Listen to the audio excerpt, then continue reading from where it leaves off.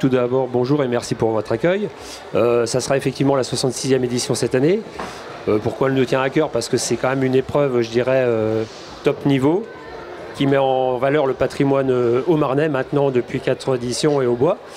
Et voilà, c'est une épreuve, je dirais, historique de l'UO, qui est un club troyen, mais qui maintenant gravite, je dirais, on essaie d'élargir justement pour avoir une meilleure visibilité, une attractivité via le parcours sportif. Et cette année, d'ailleurs, je pense qu'on en parlera plus tard, on a un plateau exceptionnel. On en parle justement, le Paris 3 sera le 9 juin prochain, le départ à Colombey, les deux églises, à suivre bien sûr en direct sur Puissance Télévision. Comment se prépare cette édition 2025?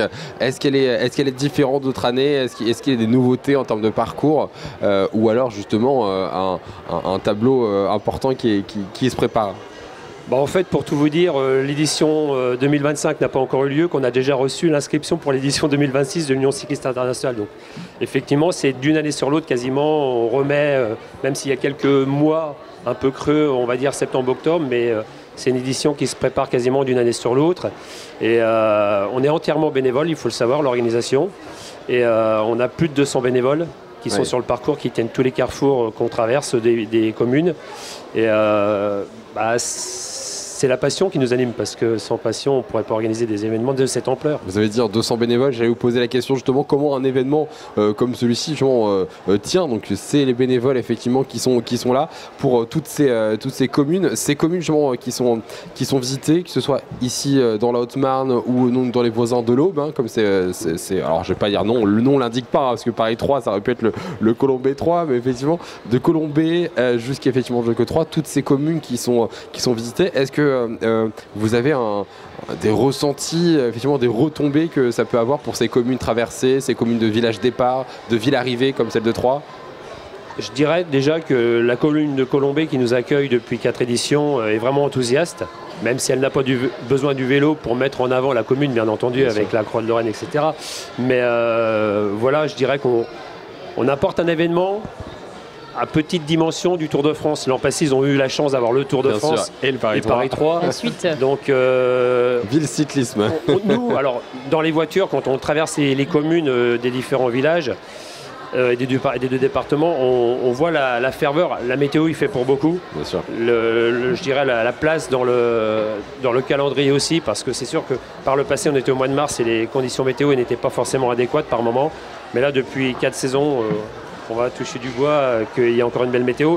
Et on voit l'engouement des gens. Il y a des gens qui pique-niquent sur le bord des routes, dans les côtes. Et qui attendent le passage. Tout à fait, tout à fait. Il y a vraiment un engouement vraiment public. Et c'est ce qui nous motive. Faut le dire, Colombey n'attend peut-être pas effectivement le Paris 3 pour exister. Et pourtant, hein, c'est quand même un jour spécifique, hein, le Paris 3 à Colombey. Tout le village, c'est le village départ. Hein, un village exposant, un village départ, des podiums, toute cette base de soutien avant le départ. C'est quand même très impressionnant, il faut le dire. Et en plus, effectivement, dans le milieu professionnel, normalement, les présentations des équipes se font la veille, dans des salles, on va dire, organisées pour. Mais nous, on a tenu à faire vraiment vivre le village le jour J. Donc il y a la présentation des équipes sur le camion podium le matin, sur la place de l'église, vraiment pour vraiment avoir le maximum d'engouement le jour J, quoi. Et je vois, on va revenir en images, hein, sur l'édition 2024 de ce Paris 3. Le Paris 3 qui débutait également à Colombey et deux églises. On revient en images et on en reparle juste après. Colombey, les deux églises, s'est réveillé ce matin dans une ambiance festive. Et pour cause, le village a accueilli comme depuis 3 ans le départ de la course cycliste Paris 3.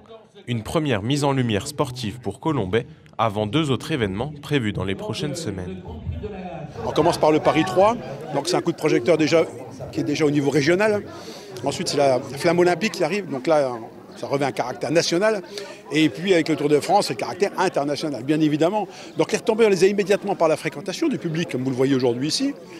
Mais clairement, on a des retombées a posteriori, parce que quand on met un coup de projecteur comme ça dans 90 pays dans le monde, comme ça va être le cas pour le Tour de France, avec des images toujours absolument soignées, voilà, ça met en valeur le patrimoine, ça donne envie aux touristes de venir. Et puis la France, c'est pas que Paris. Voilà. Le public haut-marnais était au rendez-vous ce matin, notamment les passionnés de vélo qui ont pu apercevoir et applaudir les 165 coureurs du jour. Le Grand Prix de Pellucé, elle avait remporté le Grand Prix donc. Il y a quelques années encore, j'étais président d'un club cyclotourisme en région parisienne.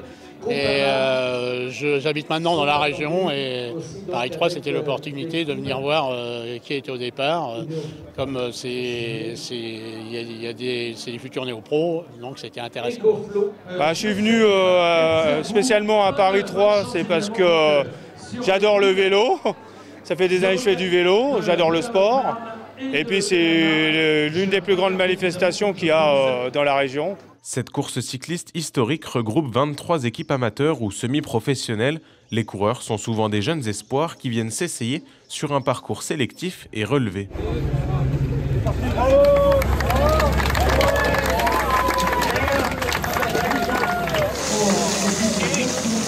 On a des difficultés très rapidement, la côte de Sexfontaine qui arrive au bout de 20 km. Le passage à Colombey-des-Églises au bout de 52 km. La côte des Bars après la sortie de la Haute-Marne et puis le retour au Stade de l'Aube via le parc national de la Forêt d'Orient. Donc c'est un parcours qui est très difficile et depuis 2 ans, le coureur qui gagne est soit professionnel, soit passe professionnel dans la foulée. Parce que c'est un homme fort qui gagne Paris 3. Ce sera une victoire d'un coureur de la formation Bridgestone. 75. C'est Liam Walsh qui s'impose. Et le vainqueur cette année, c'est le coureur australien de 22 ans, Liam Walsh, qui a levé les bras au sprint devant le stade de l'Aube à 3 après 4 heures de course. On voit sur ces images cet engouement, la population qui est présente vraiment et ces coureurs qui viennent de toute l'Europe pour participer ici à l'événement. Je dirais même qu'ils viennent de plus que l'Europe, puisque cette année nous avons notamment une équipe canadienne comme l'an passé, une équipe colombienne, et puis de très très belles équipes. On a la Visma Leisure Bike, on a Tudor, on a DSM Picnic, on a FDJ Groupama, on a Arkea BNB, Roubaix Van Rysel. Voilà, on a vraiment un plateau avec des maillots que les gens verront un mois plus tard sur le Tour de France. Justement, quel est l'intérêt pour les coureurs d'être inscrits sur une course comme le Paris 3? Est-ce que justement par rapport au classement, par rapport à l'entraînement, c'est quoi l'intérêt pour eux de venir effectivement s'exercer sur ce circuit?